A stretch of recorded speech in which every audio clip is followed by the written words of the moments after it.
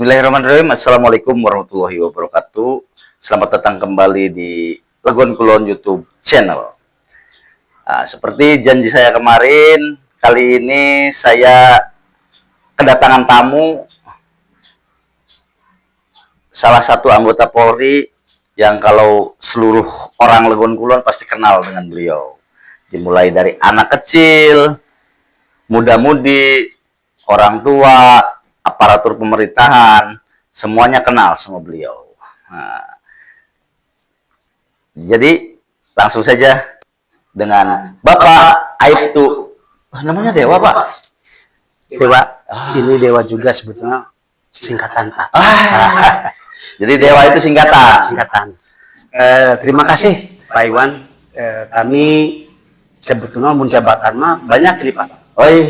Jabatan saya tuh banyak. Di sisi lain Kanit Bimas, Babin Kamtimas, polisi RW, dan juga polisi Nadatul Ulama, Pak Iwan. Ada juga polisi Nadatul Ulama. Mungkin dalam konteks ini Pak Iwan baru apal. Iya. Polisi Nadatul Ulama. Betul. Pasti rekan-rekan juga belum apal. Saya Aibtu Ade Wasdedi, salah satu Babin Kamtimas yang ada di wilayah hukum Polsek Legon Kulon, Pak Iwan. Alhamdulillah saya kalau memang diurutkan dari kronologi saya seorang polisi, barangkali dinas saya dulu di Banda Aceh, Pak. Tapi lahir asli di Pamanukan, Bapak? Lahir di Sukarja, Kecamatan Sukasari sekarang itu. Jadi Bapak Aibtu Ade Wasdedi ini bukan orang jauh.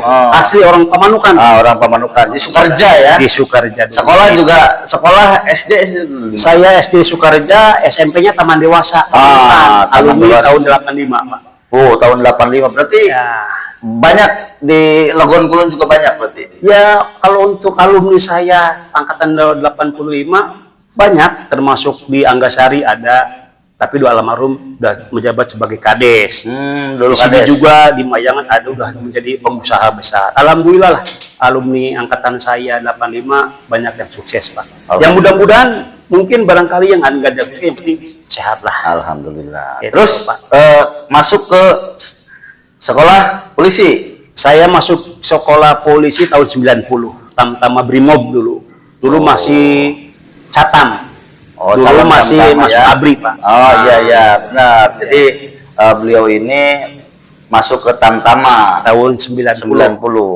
Langsung lulus dan tidak bisa ataupun tidak pernah melaksanakan tugas organik di Jawa Barat, Pak. Langsung dibuang ke Sumatera, di Aceh, Pak.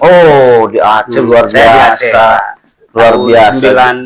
91 saya di Aceh, di tepatnya Brimob Jelingke, Banda Aceh.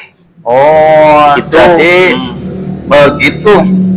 begitu pengiriman ke Aceh langsung ke Brimob Jelingke, Banda Aceh. Gitu, Pak. Pada waktu itu ada konflik ya, kalau konflik memang konflik di tahun 2000 tahun 90 udah konflik, Pak. Saya Banda Aceh itu. Dulu udah darurat militer, zaman AM, GPK, GAM, dan lain sebagainya. Saya ikut operasi menasah, darurat militer, terus operasi apalagi lah banyak, Pak, kalau kita ceritakan dibahas itu. Itu sangat mengerikan sekali pada waktu itu. Katanya kan banyak ya di Pamanukan juga ada kan yang muda itu yang gugur itu waktu dulu kan banyak lah.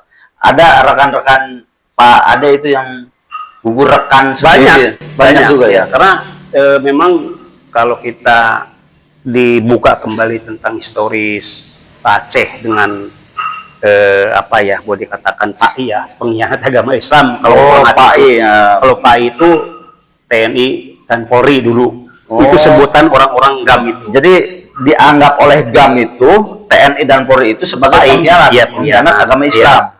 Gitu, Pak. Itu kan bahasa itu lah mereka lah gitu ya, bahasa mereka. Ya, kalau namanya daerah konflik ataupun daerah operasi militer itu udah jelas bahwa keadaan situasinya pasti urgent dengan peperangan seperti itu, Pak. Jadi memang korban banyak dari pihak sipil, dari warga, dari TNI dan Polri sebagainya. Berarti mengalami sendiri itu waktu sama gang itu. Iya, tembakan. iya. Nah, saya tahun 81 ikut operasi Jaring Merah. Itu di daerah Pedada, Aceh Utara. Dulu waktu ada pembakaran sekolah SMA. Dulu saya mungkin dari jalan provinsi Medan Banda Aceh ke dalamnya itu sekitar 5 kiloan. Di situ ada mes kami ataupun pos Satbrimob itu gabungan dari Bali, dari Jawa Timur, dari Bogor, dari Banda Aceh. Kami jadi satu mes itu. Seperti itu, Pak. Berarti ada kesan-kesan nggak pada yang tidak pernah terlupakan pada waktu di Banda Aceh itu, pada itu? Ya maksudnya di luar konteks perang loh, Pak ya. Oh iya, iya nggak apa-apa. Ya. Apa ya? Kita Kalau ceritakan aja ya, waktu. Jadi ini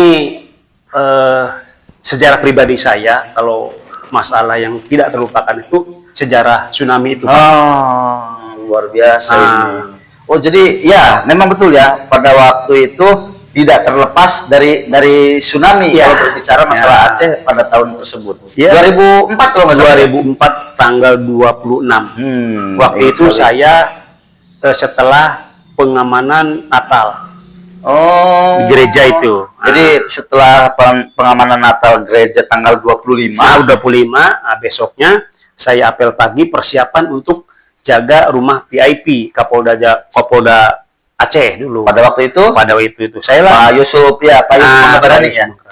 Ya.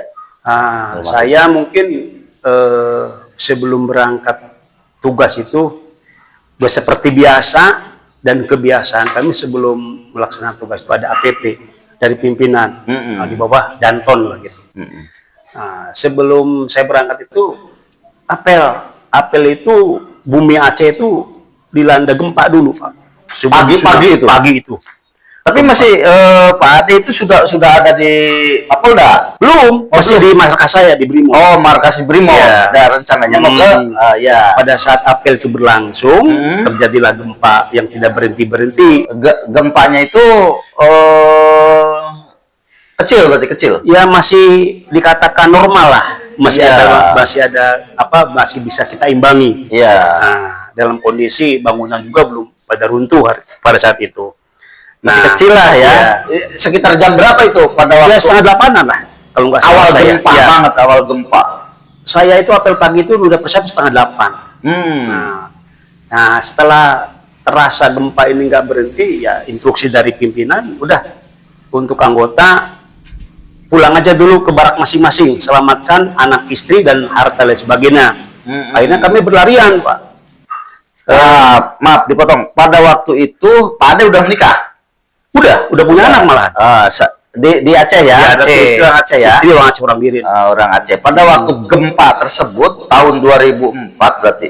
Pak Ade itu punya anak berapa pada waktu itu? Anak saya 4. Oh, anak 4. Anak pada 2004 tanggal 26 tersebut Pak Ade anak 4. Anak berarti. 4, Ada ya. sama istri semua ya di rumah berarti pada waktu itu.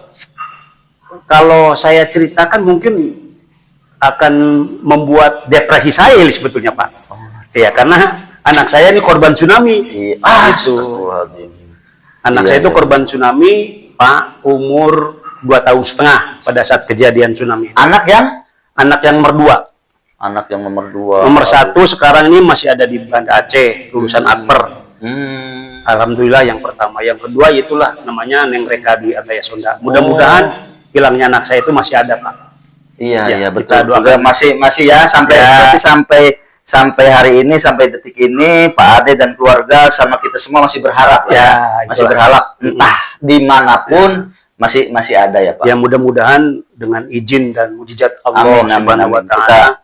Kita doakan aja anak kedua dari Bapak Ade ini yang hilang ya pada waktu itu hilang ketika gempa tsunami itu masih ada gitu. Masih ada, ya. Masih ada. Berarti pada waktu 7:30 beres apel, Danton menginstruksikan untuk kembali ke barat Ya. untuk menyelamatkan anak dan istri. Ya. Berarti Pak Ade juga langsung Bisa pulang. pulang. Pada saat sampai ke barak saya, ke asrama saya gitu lah. Kalau bahasa mungkin barak mah udah militer lah. Iya. Kalau asrama itu secara umum. Ya, benar.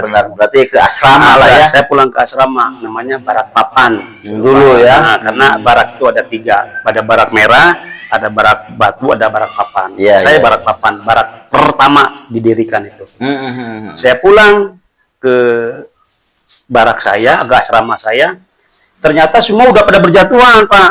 Oh, Yang saya genteng apa bukan. itu ya? Kayak kulkas, Oh iya iya iya, di rumah Pak Ade itu. semua TV udah pada berjatuhan semua. Nah, anak saya yang hilang ini masih tidur, Pak. Oh, yang nomor 2 ini. Yang nomor 2 ini masih tidur. Masih tidur. Nah, cuman saya sudah tidak punya prediksi ini akan terjadi tsunami. Tsunami. Nah, Oh. saya ngobrol lah Sama istri. bukan sama rekan-rekan asrama itu. Oh ya, yang ada jalan di di asrama depan itu. itu.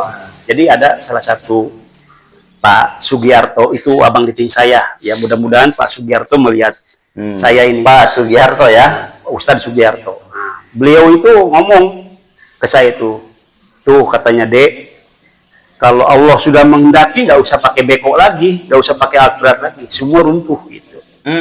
Nah, selang pembicaraan Pak Ustadz itu ngomong seperti itu, nggak lama orang pesisir pantai laut itu pada berlarian ke arah kota, ke arah saya.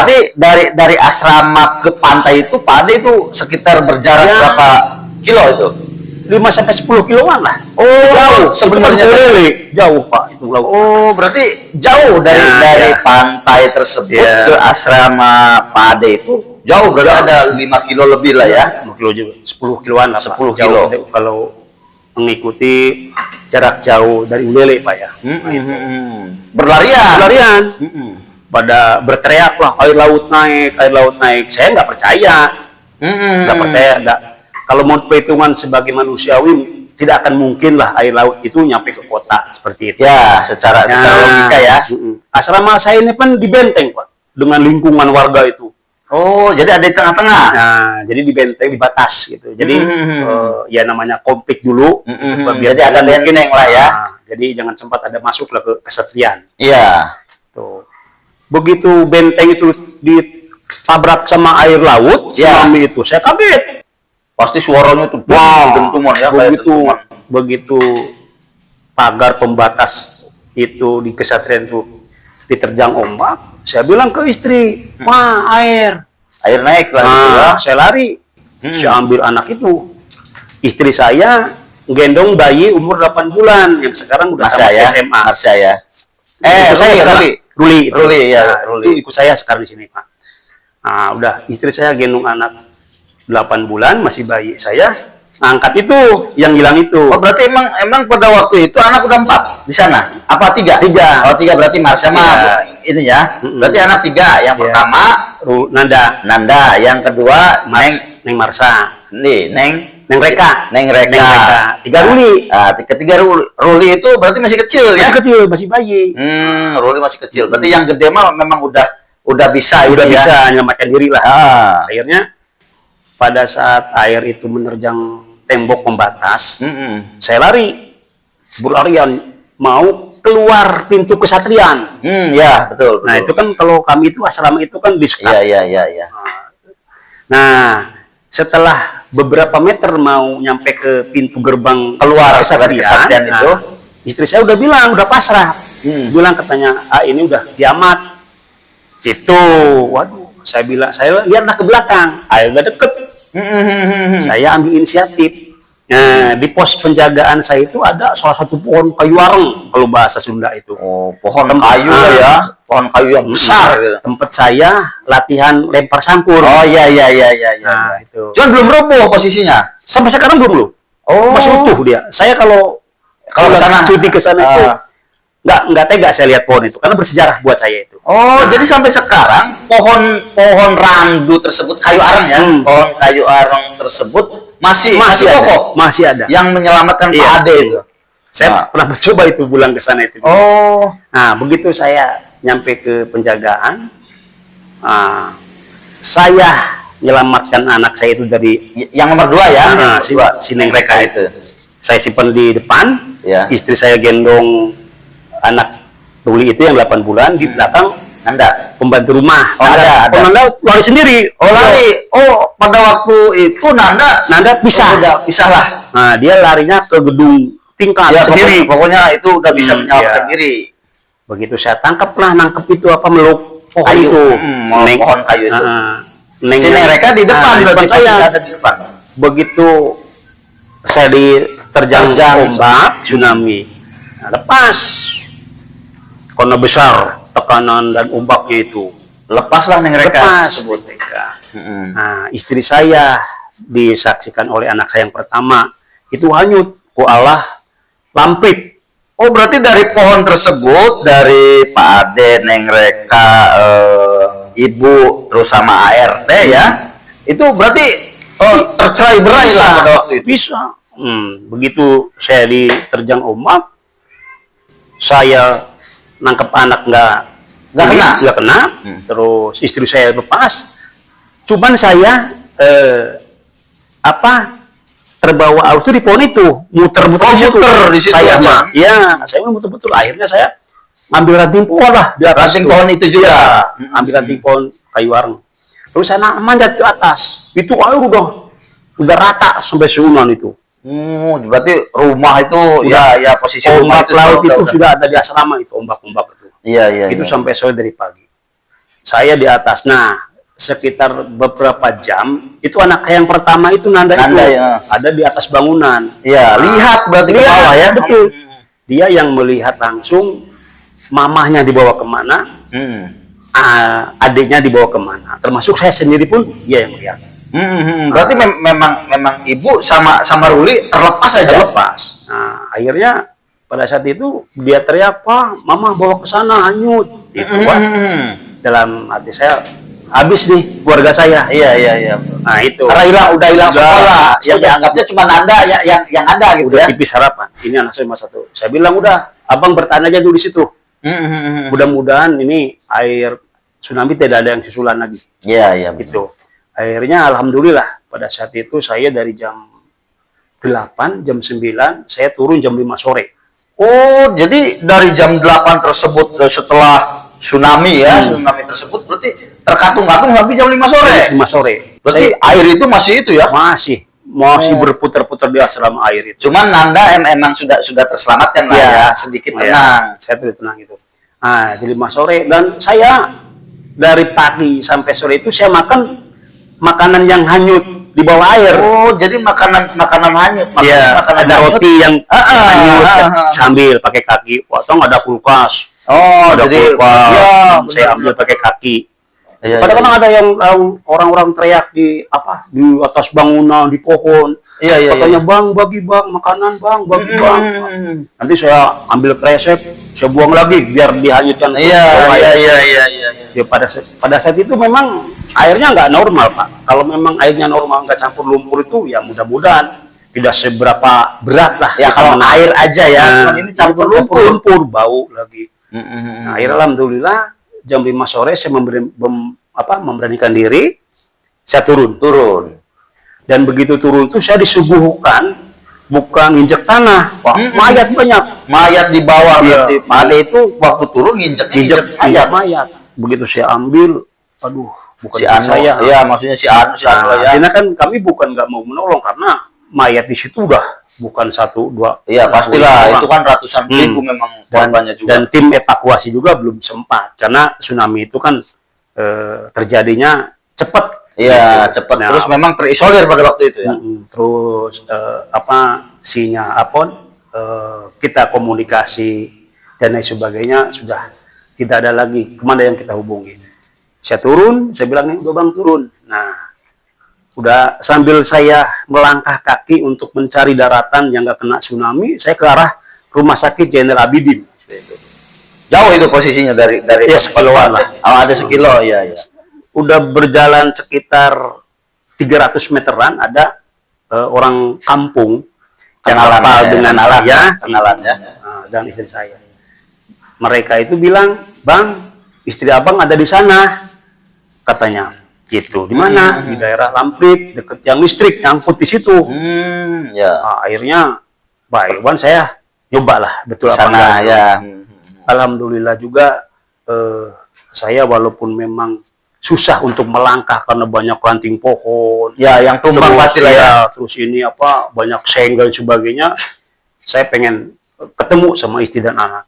Nah, alhamdulillahnya itu anak yang bayi itu nggak lepas dari gendongan istri. Oh, jadi Ruli itu ya, Ruli itu Ya, berarti masih utuh gitu, masih di ya masih pelukan istri saya. Wah, bersyukur Alhamdulillah. Nah, saya saking terharu, saking bahagianya ketemu istri ini, Pak, ini kan saya sobek ini. Ini mungkin kena Ya, seng ini. ada ya bekasnya, Ini, nanti bisa ini ditunjuk. dijahit, ini dijahit, ini dijahit. Jadi kena seng. Kena seng kayaknya. Karena kan inilah ya, Ya. harus lihat istri dan anak selamat lah ya. Jadi pengen saya selamat walaupun apa yang terjadi harus saya mampu seperti itu. Ketemu istri langsung, ayo kita pulang ke tempat istri. Oh ya, berarti kan dulu di asrama ya. Ya. Berarti ini ke istri ke mertua lah ya. Itu kan 4 jam dari Banda Aceh ke Biren itu. Oh, dari Jauh. Banda Aceh ke Biren tempat ibu itu Ya, 4 jam. Alhamdulillah ketemu saya sama istri pada saat itu ya berasa bahagia yang enggak bisa dinilai lah. Saya ketemu sama anak-anak walaupun memang anak saya yang perempuan itu belum ketemu di mana, karena pertamanya ya memang tumpukan bangunan, terus pohonan dan lain sebagainya masih apa ya, semberawut gitu ya. Akhirnya saya memutuskan udah nanti aja mah kita Pada waktu itu ya. selamatkan dulu. Yang udah memang udah selamat ya. Nah, akhirnya saya berangkat lah sedikit demi sedikit, pelan-pelan, perlahan. Nyampailah ke titik daratan yang tidak terkena tsunami ya. Itu di daerah Jambutape. Itu Polres itu, persimpangan Polres Jambutape itu. Saya terus melangkah sampai ke SPN Selawah waktu saya dulu cabak tahun 97. Oh, jadi bintaranya di situ. Saya di situ di Banda Aceh. Akhirnya saya di situlah dirawat, terus dilayani sebagaimana saya pasien itu. Termasuk ini dijahit juga sama anak-anak akper, anak-anak perawat. Ya, barangkali sejarah saya ini tentang tsunami ini ada harapan besar, mudah-mudahan anak saya ini udah sekian puluh tahun nih di kemudian hari dia akan mencari orang tua. Amin. Dan saya juga mudah-mudahan berharap orang tua akan mengenali anaknya. Pasti, soalnya dulu juga itu ya, ada kan Brimob kan, anggota Ya, Brimob kan yang IP hilang. itu. Yang Abrib, Ya. yang Abrib itu kan hilang tsunami terus diketemukan 17 tahun kemudian. Ya, 17 tahun betul. kemudian, walaupun memang ya agak trauma mungkin ya, psikisnya. Mudah-mudahan anaknya Pak Ade juga Neng Reka bisa kembali lah ya, bisa kembali, harapan tetap selalu ada dimanapun. Ya kalaupun memang tidak bertemu pun ya mudah-mudahan sehat lah gitu ya Pak. Amin. Sehat. Amin. Berarti memang perjalanannya itu sangat luar biasa itu pada waktu itu, dari tanggal 26 Desember setelah terjadinya tsunami itu berapa lama itu harus memulihkan psikis Pak Ade sendiri aja, karena kan Pak Ade itu mengalami langsung terjadinya tsunami, tergulung sama ombak tsunami dan kehilangan ya pada waktu itu, terlepas sama anak dan istri. Itu memulihkan rasa traumatisnya itu berapa lama? Pasti ke Aceh dulu kan, ke Biren itu ya? Iya, ya saya sambil menenangkan diri, ya tetap yang namanya sebagai orang tua yang anaknya memang hilang tanpa apa ya, boleh dikatakan tanpa kita apal gitu di mana anak tersebut membuat saya depresi. Kayaknya saya nggak terima. Nah, ya betul, pastilah. Dengan kejadian seperti ini. Betul. Tapi kan secara peristiwa ini bukan kehendak manusia. Ini kan dari sudah Sang takdirnya, Pencipta lah seperti itu. Jadi kita harus ikhlas dan ridho untuk semua ini. Nah, saya untuk tingkatan depresi kayaknya Pak Iwan, saya nggak pernah ke rumah sakit ya, ke psikiater lah ya. Enggak. Saya malah cenderung lebih terfokus ke kiai karena ini berbentuk dengan hati. Saya perlu penyadaran hati. Iya betul, karena perlu keikhlasan tadi menerima takdir seperti itu. Kalau orang mengatakan udah Pak, udah Bang, ikhlaskan aja, itu yang terbaik. Betul. Tapi susah. Tapi bagi saya sebagai orang tua bukan berarti untuk melawan takdir, tidak. Ya harapan saya mungkin itu. Tolong obatin dulu Pak saya. Iya, betul. Setiap ingat anak saya, bayangan wajah saya istighfar. istighfar, istighfar, istighfar gitu aja. Kata Pak Kiai. Dulu itu Pak. Saya tadinya Pak pulang ke rumah mertua itu lihat anak-anak seusia anak saya, Ya. terus perempuan, lalu saya menangis. Sampai saya mau pulang mutasi aja ke sini tahun 2006 itu Pak, waduh, udah beli tiket nggak jadi, udah tiket pesawat, udah beli, Prosesnya itu ya. Nah, jadi mungkin aura dari anak saya itu tidak mengizinkan saya Untuk pulang dulu lah ya. ke Jawa Barat ini. Siapa tahu itu memang ada itu ya, ada kabar baik. Akhirnya kan bagaimana ini? Saya kan boleh dikatakan di Aceh ini sering cerita, sering adu pendapat, minta solusi. Ini bagaimana ya Pak? Saya pengen mutasi Ke Jawa Barat. karena ada instruksi dari Bapak Kapolda Aceh itu, silakan untuk anggota BRIMOB untuk kembali ke asal pengiriman. Ya. Kalau saya kan pengiriman berada Jawa Barat. Jawa Barat. Ya, Saya betul. kembali Jawa Barat tahun 2006. Itu udah pesen tiket, saya demam tinggi, nggak bisa saya jalan. Pada waktu itu ya. Udah diobati lagi, udah beli obat lagi, diperiksa lagi. Beli lagi tiket ini mobil, bus. Dulu itu PM Toh kalau nggak salah. Jurusan Jakarta itu mungkin terminal akhirnya di Cikampek, di Cikopo ada itu. Itu juga Ada kejadian yang gangguan. sama, panas tiris, dingin, menggigil. Wah, akhirnya ditunda. Akhirnya saya ambil keputusan sama istri, ayo, Ma kita coba Cari. minta izin pamitan ke makam masal. Oh iya, ya ada. Jadi Kuburan masal itu. Jadi memang pada waktu itu karena saking banyaknya, jadi adalah kuburan massal di situ. Betul. Ada di Belang Bintang itu. Kuburan itu sekarang itu Iskandar Muda lah. Oh iya. Nah, sebelum Halim Perdana Iskandar Muda itu melewati itu dulu, Melewati kuburan massal itu ya, makam massal. Akhirnya saya mengambil keputusan pamitanlah di kuburan itu. Alhamdulillah, walaupun memang terasa dingin, nggak seperti yang kita belum pamitan. Iya, kondisinya tapi agak mendingan lah ya. Jadi kan kalau bahasa Sunda mah pamitan ke anak anu jauh lain berarti kita melupakan. Betul. Doa saya memang tetap terus untuk anak saya, mudah-mudahan ada.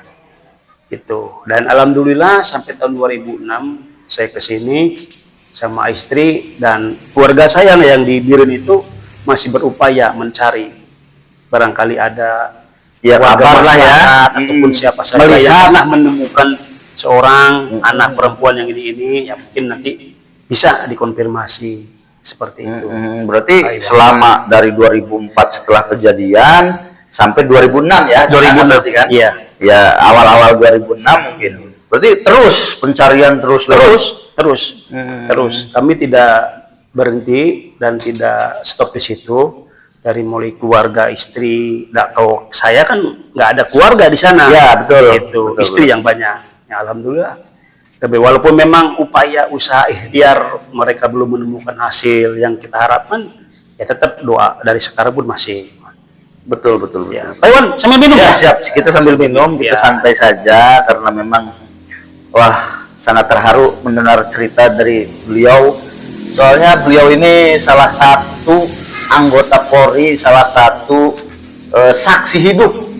Saksi hidup waktu kejadian gempa tsunami di Aceh 2004 tanggal 26 Desember.